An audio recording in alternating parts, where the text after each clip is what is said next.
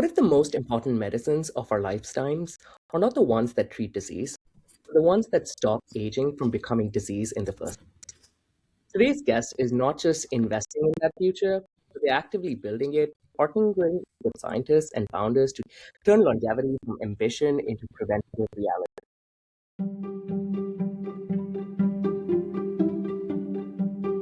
Welcome back to Decoding Longevity. I'm your host, Raghav Sehgal, here with my co-host, Macsue Jacques. Hello, everyone. Last episode, we have explored how investors are shaping the longevity landscape. Today, we're going to go a little bit deeper into that. We're talking to someone who is not just investing in longevity, but is creating the companies and the therapies that could define this decade of biomedicine. Our guest today is Dr. James Peyer, Chief Executive Officer and founder of Cambrian Biopharma, and a leader whose life work has been about shifting medicine from treating disease to preventing age-related decline. James, welcome to the podcast. Actually, Raghav, great to be here. Thank you for having me on. Well, thank you for being here, James. Now, your journey in longevity began in basic science. You earned a Ph.D. in stem cell biology, if I recall correctly, but correct me if I'm wrong, and even worked on the foundational biology of cells. Now, how did this kind of early scientific training really sort of shape your view of aging as a treatable biological process rather than kind of like an inevitable fate of humans? I think reflecting on the history of our geroscience field is so fascinating, especially now that so many young scientists are entering this space. Because if you go 20 years, when I was getting into this field, it was quite heretical to go into aging biology. And so I still remember my PhD mentor who really liked geroscience. And I came to him with a geroscience project, and he was like, "This is cool. Never talk to me about it again. We do real science in this lab." And so I think one of the things that got me into this, I was during my PhD watching some of the big discoveries in geroscience in the late aughts and early teens. The most emblematic of these is the work from Harrison et al. This is Rich Miller through the original ITP studies for rapamycin. Those rapamycin studies where we showed that mouse lifespan could be extended. Single pharmaceutical given life felt like such a big thing to me. The discoveries in senescent cell biology, moving senescent cells to extend healthy lifespan in mice was also coming out. These were massive discoveries, but for the most part, my friends and colleagues would go to pharma, would go to venture capital, talk to people who build biotech companies. The response they would get was, well, aging is not a disease, so this is a cool scientific result. Now, to your labs and keep playing with your mice. There's nothing to do. So I really started getting obsessed with that question and being like, they are missing all these people who know how to develop drugs. They are not seeing what we as geroscientists are seeing. And so instead of trying to convince them to give me money for this or that thing, I was like, I need to go become one of them. And so I left for my PhD and went to a pharmaceutical consulting firm where I was advising companies on drug development, but really I was learning how they thought about it. From now, I have the opportunity to start the first company that's focused on taking geroscience discoveries and turning them into real biotechs. And that was based on an idea that I had. We saw bits and pieces of in the geroscience community before 2015. Had never really been systematized. This is the idea that a discovery that could extend healthy lifespan or slow aging in mice, that if you can prevent cancer and heart disease and frailty and all of this other stuff that goes into extending healthy lifespan, that same intervention, that same mechanism would be useful for at least one and probably more than one different disease indication. So I call that the stepping stone approach to aging.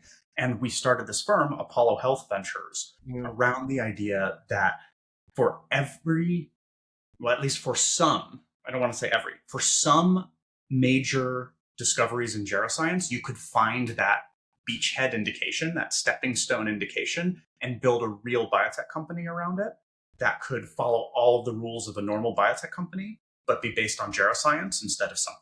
This is a long answer now, but that's really the thing that launched my career. And I've been building new drug development programs around that thesis for the last 10 years. That is quite incredible. And it's really, really good to see that you're actually not trying to target one single disease, but taking that whole geroscience approach, which is what is needed really in the fields. But and we know that it's complicated because we have, all of these FDA laws where we're trying to target one disease at a time. And it's still in that standpoint is quite challenging. Okay, so shifting a little bit. So Apollo Ventures is one of the first big global longevity focused VC firm. That means that you have seen this field from both the investor side as well as a builder's vantage, right? So what are the key signals you're looking for when you're actually backing longevity therapeutics? There are investors and then there are investors. And it's interesting because Apollo is actually a much bigger fund now than when we were starting it. When I started Apollo, we were really like just entrepreneurs.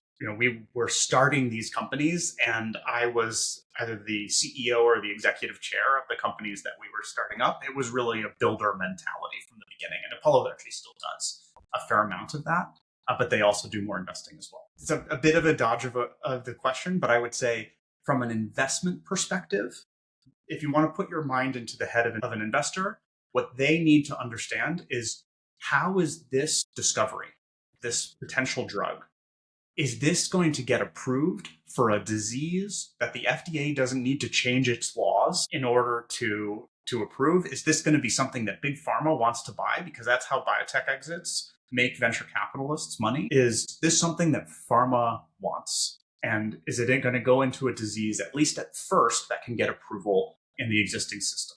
That's the first investor lens. And it has to be not just, can it do this, but can it do this better than all of the other things that are not geroscience related that are also being developed as drugs? Like, what's special about this? I think that's the investor lens. Talk with founders in the geroscience and aging space. I think many of them get so excited that they have got something that they think, oh, well, we'll go here and we'll do this thing.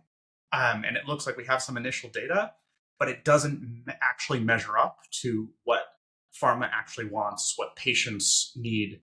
I had this joke actually early on when I was looking at all of these early geroscience discoveries in the 20-teens, where when you extend healthy lifespan in mice, one of the easiest things to measure is kidney function, because you can do it while the mice are still alive. You don't have to sack them. It's relatively easy. And so a huge fraction, almost 50% of the compounds that came to us for funding or to start a company, they were like, oh, well, we'll do chronic kidney disease because we extended lifespan in the mice and the kidneys are better. And had to have these conversations with the scientists, do you know how hard it is to make a new drug for chronic kidney disease? I don't think you've thought it through. And I think we don't have to go deep into that here, but I think that kind of thinking is not enough to make a biotech company, to have geroscience. You have to get something that's really sharp. What's different? How is this going to be better than anything that exists right now? I believe almost this kind of thinking of yours that came from this venture perspective, but also kind of this entrepreneurial perspective that you have of what really drugs will work, but also how to build that out, is what really led you to build Cambrian Biopharma, which was almost a new kind of a biotech, I would argue, right? It's not just one drug that you're trying to build, it's multiple programs and the biology of it. So in some ways that is your vision, but what was beyond this vision, what was beyond the strategy, and how does one argue that this is different from the traditional biotech model? So recognizing that I don't want to talk for another hour, I'm going to break it into two pieces, Raghav, and I'm going to try to tackle both independently. So what was special about Cambrian's structure and the way that we set it up as a company? And then secondly, how do we focus in on things that are different? And so I think on the first point, because I came from this venture background, one of the pieces that I learned is that especially at early preclinical stages, you never know if a drug is going to work, right? You just have to face the reality that 90% of all drugs that start clinical trials, right? And getting to clinical trials is already an accomplishment. 90% that start clinical trials fail.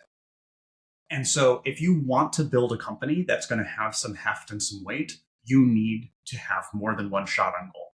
And if they all come, like imagine they're all related antisenescence drugs or all related mTOR inhibitors or whatever, they have then correlated risks. So we wanted to create a geroscience effort where we could build the expertise for creating geroscience biotech plays, but have them be uncorrelated with each other in their chance for success or failure. That was the original idea behind Cambrian. So I could build one team, build this expertise, plant a whole bunch of different seeds, and then figure out which of those seeds would turn into, a beanstalk that we could latch ourselves onto. And so that's what we've been doing for the last 6 years. When we talk about the second part of your question of like, how do we focus in on the things that will actually be truly special? It was not easy. A lot of the stuff that we started, about half of the programs that we started have not survived because we had to make decisions like, no, we can't take this forward, even though more often than not, the science remained promising. We're like, this is not the right time in the market. The indication is not differentiated enough. But what really came out for us in terms of like, we shake the tree, what are the lowest hanging fruits? What came out for us is that right now, the first geroscience drugs, the first gerotherapeutics are probably going to be small molecules that can reset an aged, declined metabolism to behave more like a younger metabolism. And so the two platforms that have just really taken off for us, number one is a drug called ATX-304, which is the first AMPK activator and mitochondrial respiration activator. It's a dual pharmacology that basically mimics the effect of cardiovascular exercise as a once daily oral pill, but it kind of activates a declined immune system and makes it behave, or not immune system, activates a declined metabolism in muscle and liver and makes it behave as if it's metabolism operating in a much younger organism. That's something, we can talk about it more in a second, but like that's something that was clearly differentiated, clearly has near-term applications, and also really tied in with the core geroscience hypothesis of what we can measure. And the second one is we finally cracked the code on making safe mTOR inhibitors, safer versions of rapamycin that we could use for all of the things that rapamycin there was evidence for in animals, but you couldn't use the actual drug rapamycin for in humans because of the immunosuppressive effects. That is very interesting. So I assume, this molecule that you just spoke about, the ATX-304, it's almost like an exercise mimetics type of drug, which is, in that exercise is really one of the major aging, not reversal, but, that actually maintains our health and it decelerates the rate of aging. So I guess everybody's trying to find or try, to track a molecule that can do exercise, right? It's a fascinating one. And obviously exercise does many things to our bodies, right? It does things to our muscles, our pancreas, liver, brain. But it is remarkable to think how well we understand the molecular basis of the body's response to exercise. Because it's not necessarily moving your body is exercise. But when you ask the question, okay, well, why does going for a run improve your metabolism? Why does it improve your muscles and your liver? Like, we actually understand quite a lot about those molecular pathways. And they all kind of converge on two nodes. The first node is ATP sensing, is that when you use your muscles, you use up ATP, you lower the levels of ATP and the levels of ADP and AMP, right? They go up as you use the fuel and you burn it in your mitochondria. That activates a sensor. That sensor is AMPK. We've known for 30 years that if you activate AMPK, that you can extend healthy lifespan in simple organisms, that you can mimic the effects of exercise. For the last 20 years, we've known you can mimic the effects of exercise in mice. But there's just never been an AMPK activator. And then the second node is that mitochondrial function declines with aging. And it's one of the first things that goes as you enter metabolic decline. And so just getting to a point where the mitochondria can be more effective at making ATP, at using extra energy, the way that happens when we're younger, those were the two nodes that felt most exercise-like. They're core, hard nodes to the drug, but if we could find a molecule that could touch those two things, then we could have an actual exercise mimetic. And so it took a long time to find. It's beautiful. Like my whole background is in, I started doing actually exercise training and looking at exercise changes that would happen in skeletal muscle, now extending to the blood, because obviously you have to be able to track in a very accessible tissue, right? So how can we now translate all of those things that we're seeing that is happening in the muscle to the blood? So I love it. I know that there is a few different Sorry, don't forget the $2 million grant you got to do this. I'm sorry, can we share that now publicly? Yes, it's not on the embargo anymore. Yeah. Yeah, so we just... Please. Yeah, so we just got an NHMRC grant because, as I said, we have heavily invested in exercise and skeletal muscle. And I think we have like the largest biobank of skeletal muscle that there is really in the world here in Australia, with my PI nearing on. So from there, I started to look at the heart, because the heart is really the most affected organ by aging, right? But if you look of how much aging itself has been studied in the heart, is very, very limited. You're usually targeting, the one disease, or, the plaque, and not really the aging in the heart. And I was, gobsmacked, because there's, 80% of the people who die from a heart condition and related to aging. So we developed this project where we're actually looking at this interlink with collecting samples from the heart, from open heart surgeries, as well as the pectoralis muscle and the blood. The blood as being, the accessible tissue where you're going to have the signal from those two.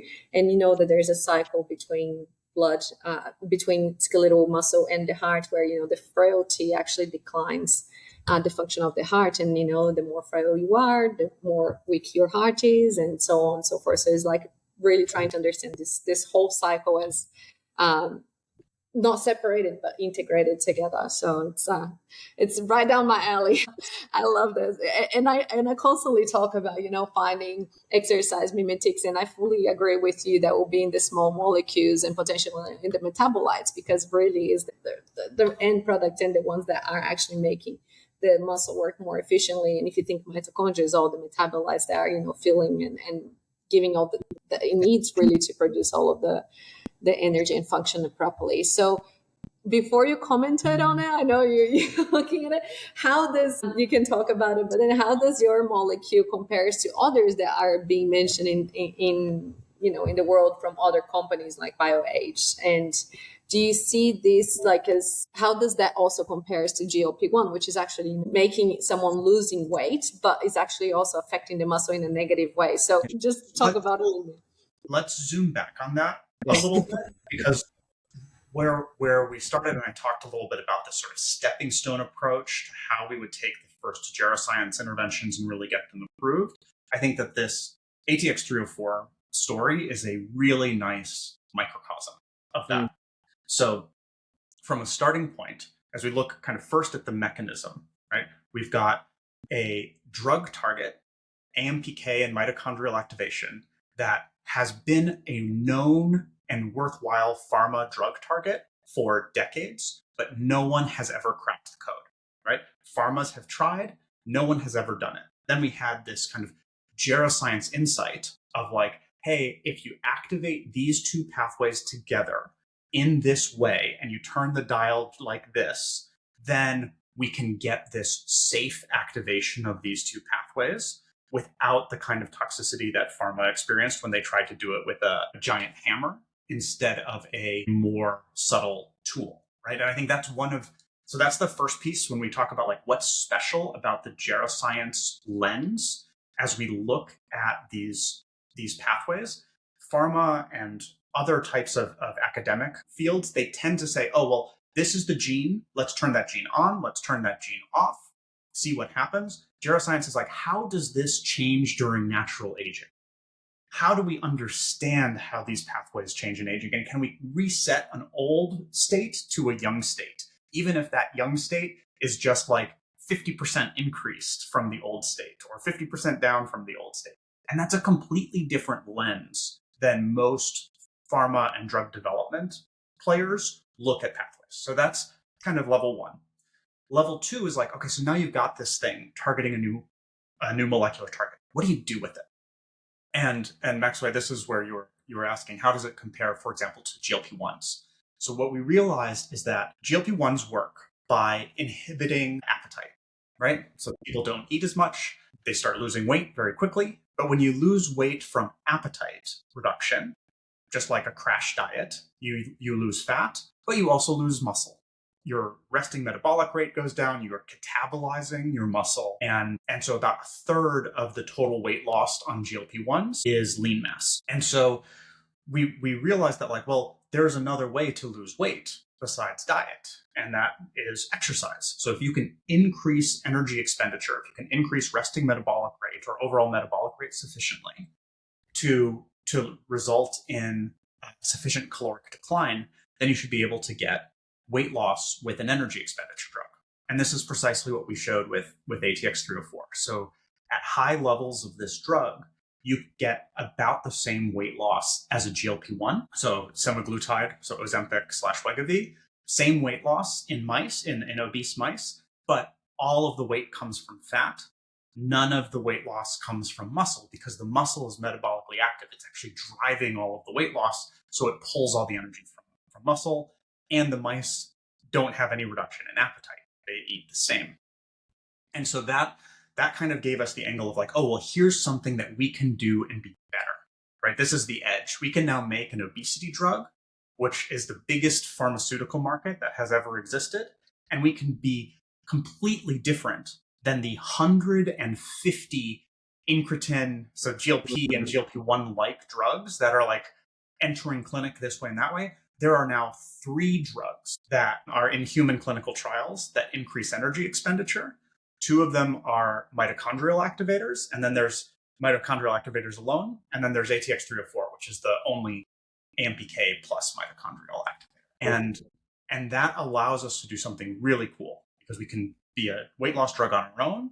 We can be a combination with the incretins to give faster, deeper weight loss, protecting from muscle loss. And like that, when you think about a story that a pharma company might want to buy, that investors can get excited about, we don't need to talk about the geroscience applications of this to healthy elderly people at all yet. But it's like a great drug story all on its own. I think that's how I really think that this space, and I know it's taken a little bit of time, but like how starting from the geroscience insight, we get to a real drug in a place where pharma cares about it, where biotech investors, even if they're not longevity or geroscience investors, care about it because it's doing something so different. That's how I think geroscience is going to change drug development in medicine. Yeah. Can I just link one little piece to your to all of that you have described? Because you're talking about AMPK and mTOR, and we know that those are also massive cancer-related genes, right? So when you're talking about your drug and talking about being exercised, like, is it affecting just the muscle, or is it like it is in a systemic way? And how do you control for cancer development? Because really, if you're activating some of those, especially mTOR, it might be that. So how do you... So interestingly, AMPK activation is mTOR inhibitory. And the drugs that we're moving forward in the mTOR space are mTOR inhibitors. So they are actually anti-cancer drugs. In fact, the mTOR one, so everolimus, which is Novartis's rapamycin analog that they got approval, it's approved to treat 3 different tumor types. It's used quite rarely, I have to say, because you need pretty high levels of this drug. And just like rapamycin, it's an immunosuppressant. And we know that the immune system is actually also pretty beneficial in clearing out cancer. So one of the opportunities we have with our second platform, with all the new mTOR inhibitors we have, is that they're actually quite potent anti-cancer drugs, specifically for tumors that have high levels of mTOR activation, exactly as you're getting at, Macsue. But we think that they'll actually be better than the old versions of the mTOR inhibitors because they don't suppress the immune system. So they can allow the immune system to continue doing its anti-cancer job while also inhibiting the mTOR overactivation that can lead to cell proliferation that's a part of cancer. And this is not inhibiting muscle growth? So that is a much more complicated question. So, we can double click on it, and I'm going to take AMPK first, and then I'll take mTOR. So you're a muscle biologist, you know this. So mTOR activation is important for muscle growth. Let's call that anabolism, right? You guys know this, all listeners might not, is that you have anabolic and catabolic pathways. Anabolic is when you take energy in, you're trying to build new tissue, you're storing that energy. Catabolic is when you're saying, hey, we need to spend more energy than we're taking in. We're fundamentally breaking down tissue to spend more energy. AMPK activation and mTOR inhibition are both catabolic pathways. So AMPK activation, it activates metabolism in the muscle, but it's not there to build a bunch of new muscle tissue, like a steroid would be, for example. What it does is it activates metabolism in the muscle, and then it catabolizes fat. And so it starts making your fat extremely active so that you can feed the fuel of the muscle to spend energy, but not to build a bunch more muscle. So it's much more like going for a run than going to lift weights, is the way that I like to think about it. And mTOR inhibition is kind of similar. So mTOR inhibition is also fundamentally catabolic, that you are telling your cells, do not grow so fast. And especially in the context of aging, what seems to happen is that the combination of high levels of various growth factors, a series of sort of DNA, like light DNA damage response, and an inflammatory cascade kind of give all of these signals to various different cell types that, hey, you should be growing. And then mTOR starts to go on, but all of the signals aren't there. This is a confusing thing, I think, about mTOR, is that the reason that mTOR overactivation is bad is that mTOR goes up when the cell is actually not supposed to divide. And that makes the cell confused, which makes it senescent-like. And so what these mTOR inhibitors do is, in a situation where the cells aren't actually supposed to be dividing, you're still in a catabolic situation, you bring the mTOR levels down, and that almost intracellular confusion gets resolved. And that senescence-like state starts getting reversed, allowing the cell to behave as well. This is why rapamycin has been called a senomorphic many times, because it seems to resolve this, call it just like a cellular confusion in all cells. A bit wavy, but I think that's the best way to understand how into the safety and the efficacy a little bit, which I know is going to be a really critical dimension as Cambrian moves into sort of from the preclinical into the clinical stages. And as a lot of longevity companies are moving from the preclinical into clinical stages. So the common discussion is aging itself is not a disease as recognized by the FDA. So we have to go the route of choosing some kind of a disease which is associated with aging. How is sort of Cambrian thinking about navigating that challenge? What sort of progress do you think have we made at that front with the FDA, but also sort of thinking about it from sort of the endpoints perspective, the aging relevant endpoints perspective? I have spent a lot of time thinking about how we go from extending healthy lifespan in a mouse to a whole bunch of approved gerotherapeutics used in relatively healthy people to prevent disease. And it is not a one-step path. It is going to be a very long-term effort, not even from one group, but from lots of different groups making all sorts of discoveries. And so I break these sections into three big horizons. So I think these are, again, we could talk about this for an hour. I'm going to try to be as focused as possible right now. So here are my three horizons to look for, and then I'm just going to double click on the first one. Horizon number one is we have to go from no gerotherapeutics approved for any indication to one. What is the first actual gerotherapeutic that we would use like a gerotherapeutic? So like, as Macsue was saying, GLP-1s, don't cut it. You wouldn't give these to a person who is not obese because they could lead to frailty and sarcopenic obesity and these other things, most likely. So we have to go from 0 to 1. Second horizon is you have to do indication expansion and a ton of kind of biomarker-based screening to find a way to tie a functional surrogate biomarker endpoint to a drug or a class of drugs that are in the same class as your first approved gerotherapeutic. And then the third is to use the fact that you then have a surrogate biomarker, you have an approved gerotherapeutic, so it's in the whole investable space, to shorten the iteration time and run the cycle of iteration, so like a flywheel effect, faster and faster to get better and better progression. So my three parallels as I look at those three horizons is phase one is a lot like statins. How do you get the first statin on the market for any reason? Phase two looks like there's a drug called pembrolizumab, Keytruda, that super famous in the drug development space, not talked about that much in the geroscience world because it's just a cancer drug.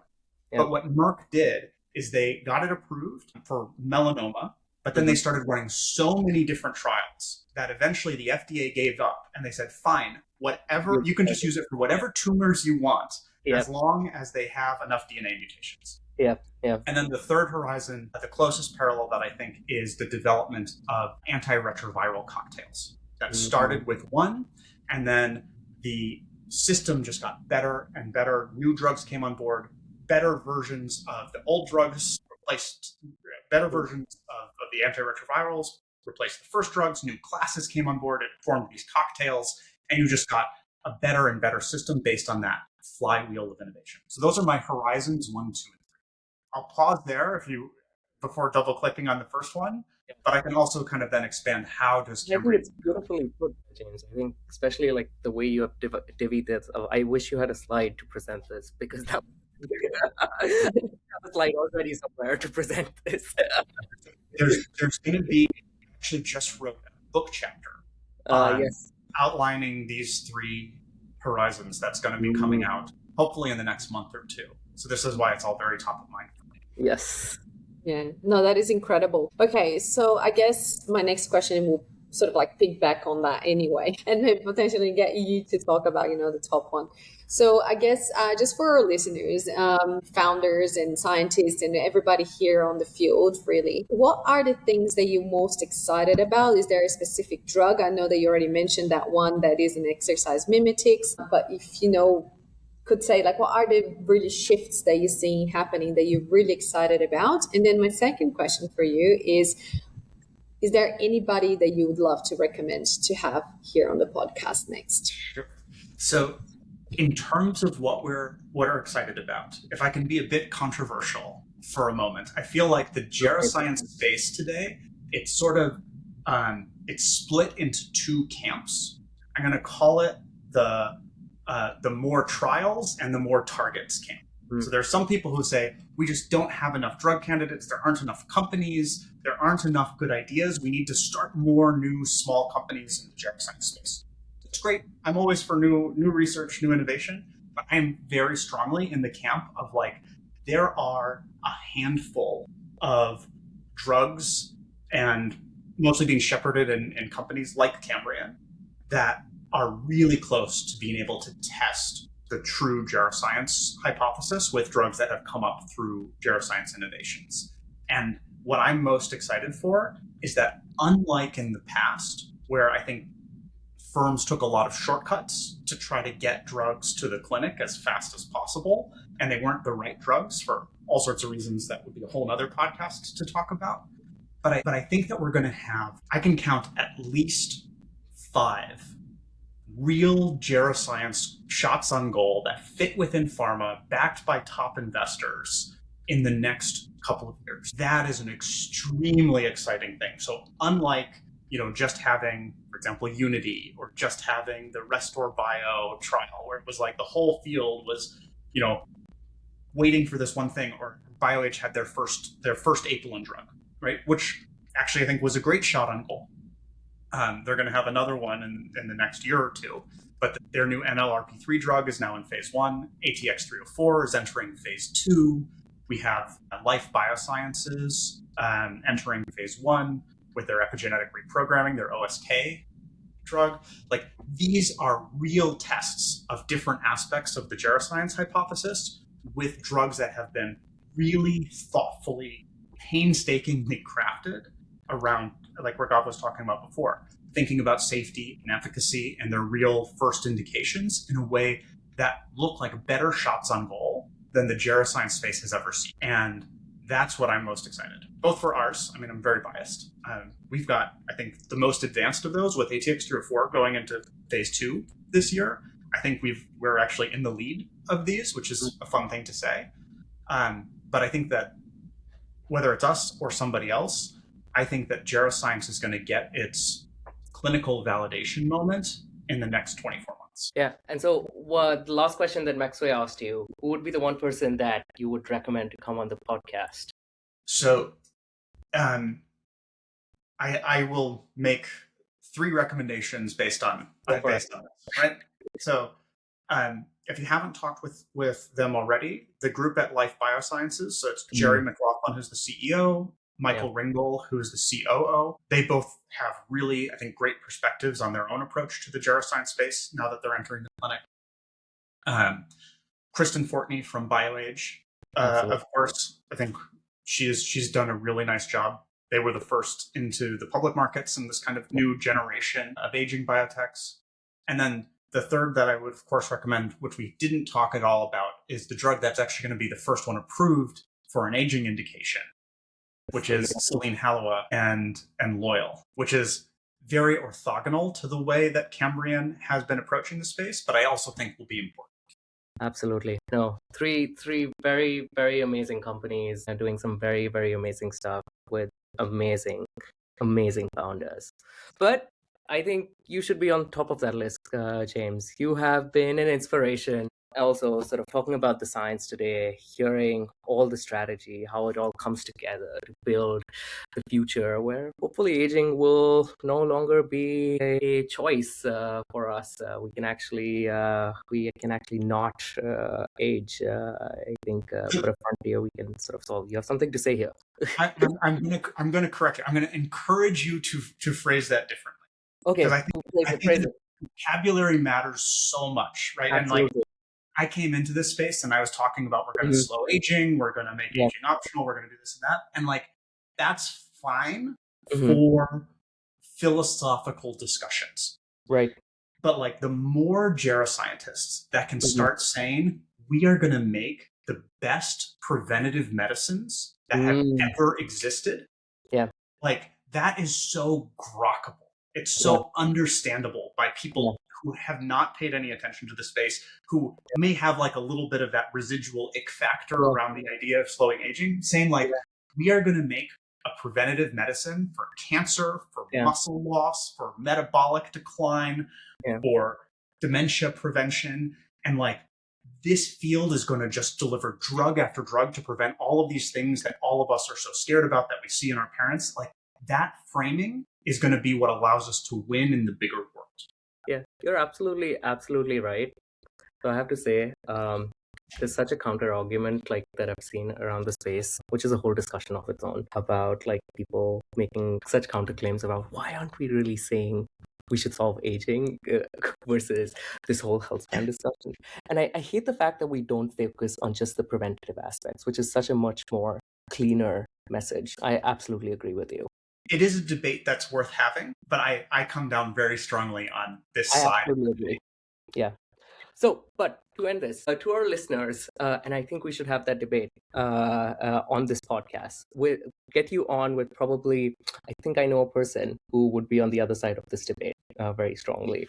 And so maybe get you with this other person and have that debate. So to our listeners, we will link James' work and of course Cambrian Biopharma's resources and of course in our show notes. If you enjoyed our episode, don't forget to follow, share, and leave us a review. Thank you for tuning in. See you next time on Decoding Longevity. Thank you so much, James. Thanks for having me, guys.